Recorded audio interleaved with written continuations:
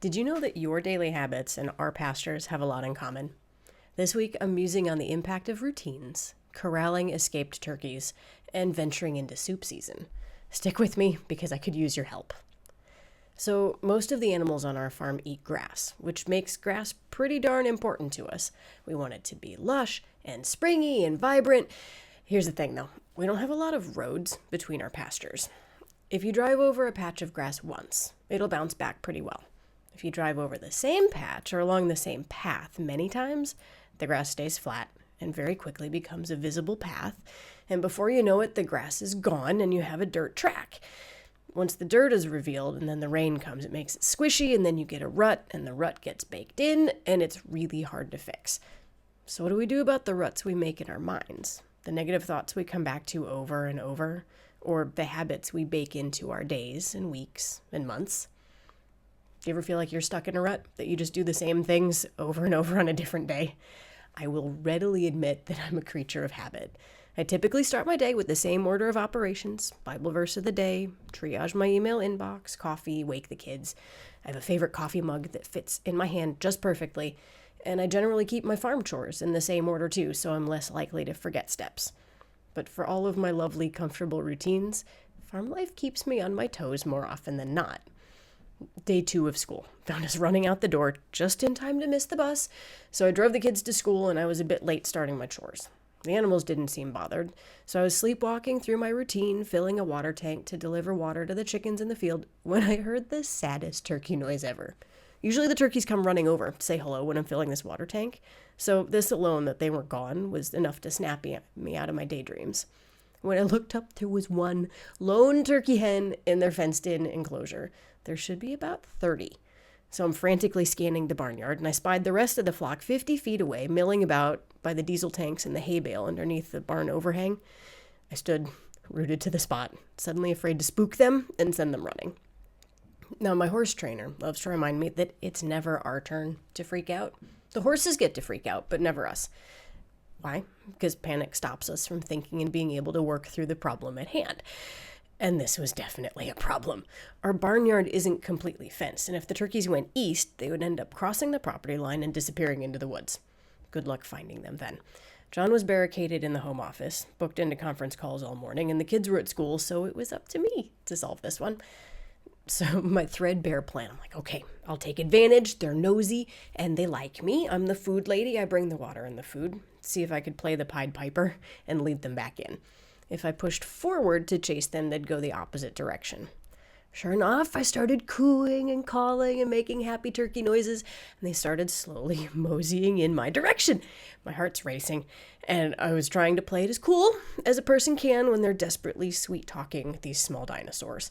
And eventually I got about half of them within a few feet of the gate to the enclosure, and there's 2 gates. So I snuck around the far side and I flanked them, and I could put pressure on them from behind, right? And once they figured out the gate was open, they walked right back in, except for like 5 that were lazy and they wanted me to pick them up and carry them into their pen. So crisis averted, and apparently the turkeys like their comfortable routines just as much as I do. These birds. Honestly, though, they're my favorites on the whole farm. Don't tell anybody else. I should probably do an entire post or episode devoted to them. There's so much. They're so good. Anyway, it's probably a good thing that the animals present these sorts of challenges. It's really hard to be bored when you're making sure that everyone stays where they're supposed to be and that they can't get themselves into trouble. Plus, if we're never challenged, we never have the chance to innovate and find better ways of doing things. The other day, John asked me, why don't you think bigger? Why do you stick to these routines even when they're really inefficient? And I didn't have a great answer. Habit, fear, both. He's not wrong. Of the 2 of us, he's the big picture thinker, the strategist, and the innovator, while I do a much better job of maintaining what he invents, and I have the occasional light bulb moment to improve things. So, with that new perspective in mind, I offer 2 things this week: a cry for help and a reward in the form of a tasty recipe that celebrates change. Quick reminder though, if you like the field notes that we're doing here and you want to give some of our tasty, non-GMO pasture-raised protein a try, you can check us out. It's at tryourfarm.com and we'll give you 50% off your first order. Shameless plug, give it a shot. It's really good. Now, help! I want to know, what are your strategies for getting unstuck if you find yourself in a rut? Do you go all out, reinvent yourself, or do you go for small goals? And bonus points if you can help me restyle myself out of the bootcut jeans and hoodie uniform I've adopted. I feel like I should probably be more creative and grown up than this at 41, but I also work outside all day and I don't ever go anywhere fancy. I think fear is probably holding me back on this one. Or you tell me your strategies for baking in new good ruts. How do you forge new paths and how do you make them become permanent? I want to hear your thoughts. Give me all the comments. So now, your reward. As I'm driving down the roads, the corn stalks are telling me that fall's here. And fall means soup season. A little bit cooler, we want all the cozy things. So this week I took advantage of what's left in the garden to make this really nice, comforting veggie soup with Italian sausage in it. I'll post the full recipe in the blog and the video description, but the general idea is this. So you're going to get tasty veggies. I've kind of wanted it like a knockoff Campbell's, like a vegetable beef or something like that, like a vegetable soup, but with more oomph and from scratch. So onion, celery, carrot, green beans, potatoes, cabbage, tomatoes, okra, sweet corn, canned white beans.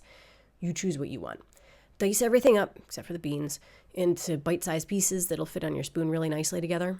And then I prepped the Italian sausage. I used our sweet Italian chicken sausage and just took it out of the casing, so it was in bulk form. Then you want to collect your spices, garlic, dried oregano, dried basil, red pepper flakes, fennel seeds if you want, fresh parsley, fresh basil, salt, pepper, and a bay leaf or two. Have bone broth, or chicken stock at the ready, 6 to 8 cups, depending on how many veggies you include. And if you want, pick a noodle or a pasta to cook separately and add at the end. Then when everything's ready to rock, brown the sausage, set it aside. Add the veggies next, starting with harder veggies first, your onion, celery, carrot. And once those start to soften, add chicken broth to cover, making sure you have enough liquid to make it a true soup. I always end up with more stew than soup because I keep adding things. Then you add your potatoes, your okra, tomatoes. Use the liquid if you're using canned tomatoes, green beans, and cabbage. Your spices go in now. Simmer it for a bit. Taste test for the spice. Add more broth if you need to.